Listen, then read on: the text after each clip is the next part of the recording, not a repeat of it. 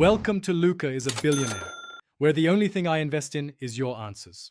In this video, I will explain how to make truly excellent fried rice.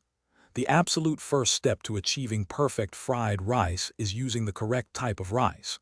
You must use day-old, cold, cooked rice.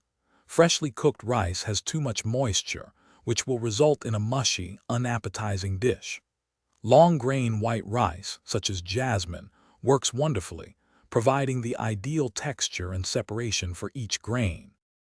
Next, mastering your cooking vessel and heat is absolutely critical. You need a very hot wok or a large, heavy-bottomed skillet. Preheat your pan until it is smoking slightly before you even think about adding your cooking oil. This intense heat is what gives fried rice its signature smoky flavor, often called wok-high, and prevents your ingredients from steaming instead of stir-frying to perfection.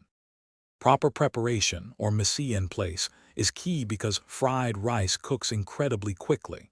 Have all your ingredients chopped, measured, and ready to go before you turn on the heat. Cook your proteins like shrimp or chicken first, then your vegetables, and finally add the rice and sauces. Remember, do not overcrowd your wok.